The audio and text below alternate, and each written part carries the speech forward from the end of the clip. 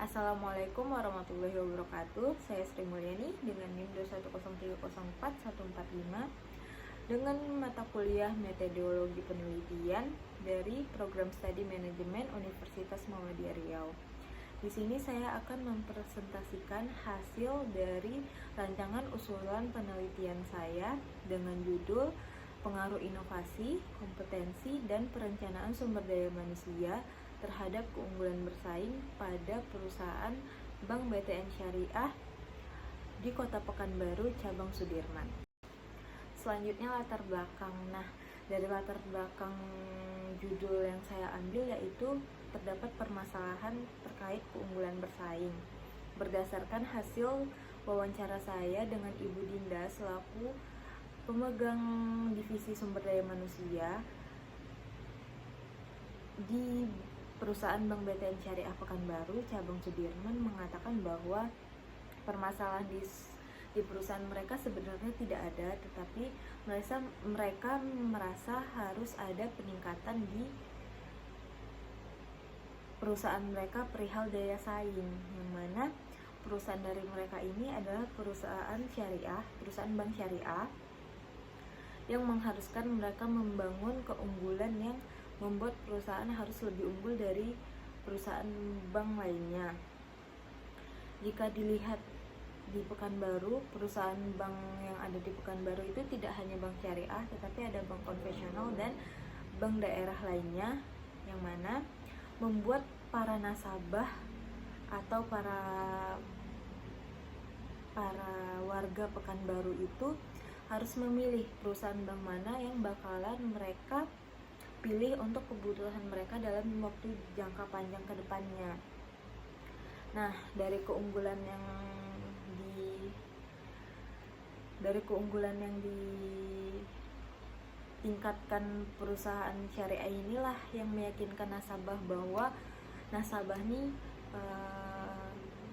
tepat untuk memilih perusahaan yang bakalan mereka pakai di jangka panjang ke depannya. Faktor yang mempengaruhi di sini, faktor yang mempengaruhi dari keunggulan bersaing yaitu ada inovasi, kompetensi, dan perencanaan sumber daya manusia.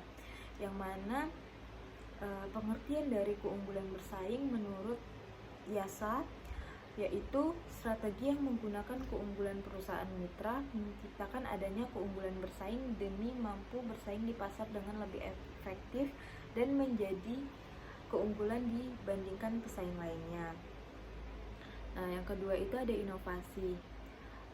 Inovasi itu menurut Sutirna yaitu suatu pemikiran yang berguna dan praktis terkait cara dan pengamatan atau perasaan bagi individu atau publik terhadap sesuatu yang dianggap baik.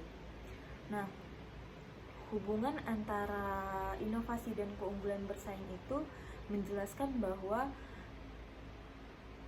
kunci sukses sebuah perusahaan dalam persaingan yaitu inovasi yang dinyatakan dalam sebuah solusi yang dapat diterima oleh masyarakat.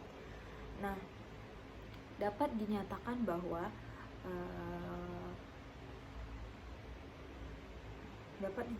bahwa inovasi berpengaruh signifikan terhadap keunggulan bersaing. Nah, pengaruh yang kedua itu ada kompetensi. Menurut Parmin, kompetensi itu adalah seorang individu untuk melakukan beragam tugas dalam suatu pekerjaan. Hubungan antara kompetensi dan keunggulan bersaing yaitu pada kenyataannya diciptakan melalui kumpulan beberapa sumber daya yang unik.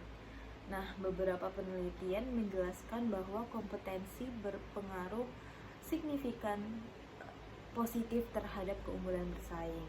Yang ketiga itu ada faktor perencanaan sumber daya manusia. Menurut Sinambela, perencanaan merupakan suatu pemikiran yang sangat penting, di mana dalam manajemen fungsi, perencanaan diposisikan sebagai fungsi yang fundamental, yang menandai bahwa penerapan fungsi ini menjadi sangat mendasar dan strategi. Untuk hubungan perencanaan sumber daya manusia terhadap keunggulan bersaing yaitu posisi unik yang dikembangkan suatu organisasi sebagai upaya dalam mengalahkan pesaing. Maka dari itu, perencanaan sumber daya manusia itu berpengaruh positif terhadap keunggulan bersaing. Populasi dan sampel. Menurut Syafrida, populasi merupakan skor keseluruhan dari individu yang karakteristiknya hendak diteliti dari satuan-satuan tersebut dinamakan unit analisis dan dapat berupa orang-orang, institusi-institusi, dan benda-benda. Populasi dalam penelitian ini mengatakan bahwa karyawan Bank BTN Syariah Pekanbaru Cabang Sudirman Divisi SDM berjumlah 21 orang karyawan.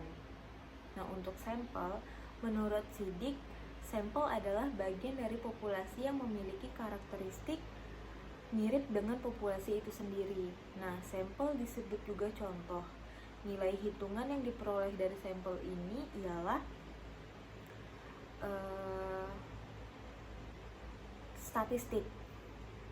Dalam pengambilan sampel, peneliti menggunakan metode jenuh, yang mana sampling jenuh lebih populer disebut dengan sensus atau penelitian populasi, yakni semua anggota populasi dijadikan sampel dalam penelitian. Dalam penelitian ini, seluruh anggota populasi yang dijadikan sebagai sampel sebanyak 21 responden. Sekian presentasi dari saya. Berikut adalah dokumentasi kegiatan saya mengerjakan rancangan usulan penelitian ini. Kurang lebihnya mohon maaf. Wassalamualaikum warahmatullahi wabarakatuh.